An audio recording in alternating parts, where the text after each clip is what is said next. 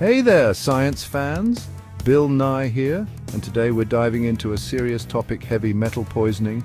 You know, when we talk about heavy metals, we're not talking about Ozzy Osbourne or Metallica, although their music is pretty heavy. We're talking about certain metals that can be toxic to our bodies. Even in small amounts, these metals, like lead, arsenic, and iron, can sneak into our systems without us even realizing it.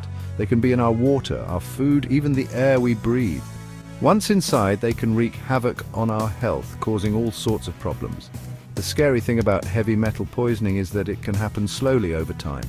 We might not even notice the symptoms at first, or we might mistake them for something else. But the longer these metals stay in our bodies, the more damage they can do. But don't worry, it's not all doom and gloom. The good news is that heavy metal poisoning is preventable and treatable. By understanding the risks and taking some simple precautions, we can protect ourselves and our families from these silent threats.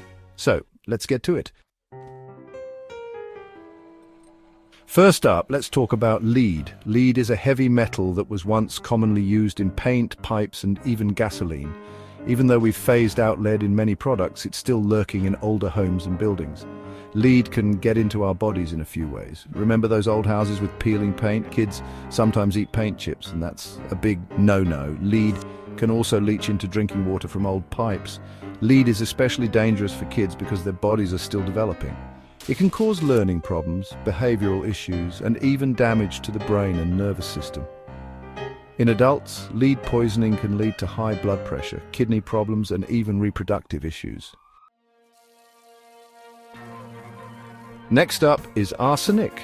Arsenic is a naturally occurring element found in rocks, soil, and water. It can also be found in some pesticides and wood preservatives.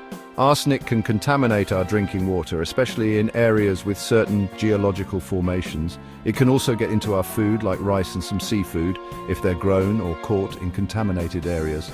Long-term exposure to arsenic can cause a whole host of health problems, including skin problems like discoloration and lesions, and even an increased risk of cancer.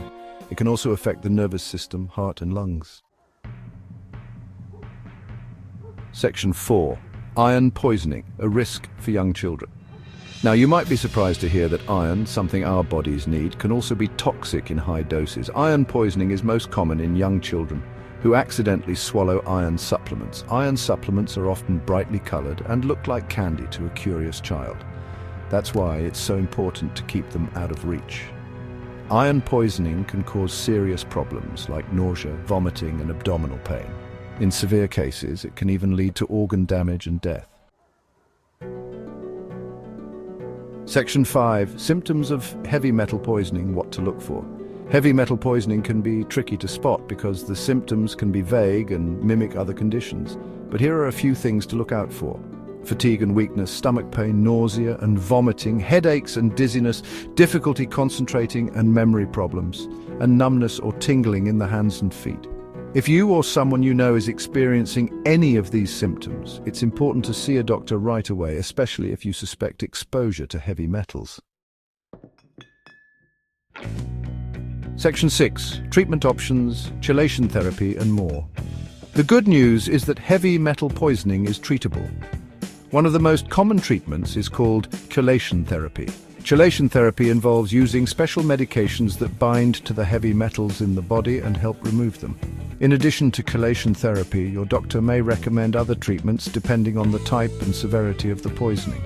This could include supportive care, like intravenous fluids and oxygen therapy. Section 7. Prevention. Reducing your exposure to heavy metals. The best way to deal with heavy metal poisoning is to prevent it in the first place. Here are a few things you can do to reduce your exposure.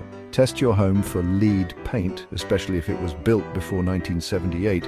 Run your water for a few minutes before drinking it, especially if you have older pipes. Choose foods that are low in arsenic, like brown rice instead of white rice, and store iron supplements and other medications safely out of reach of children. Remember, knowledge is power. By understanding the risks of heavy metal poisoning and taking steps to protect ourselves, we can all live healthier lives. Stay curious, stay safe, and keep on exploring the world around you.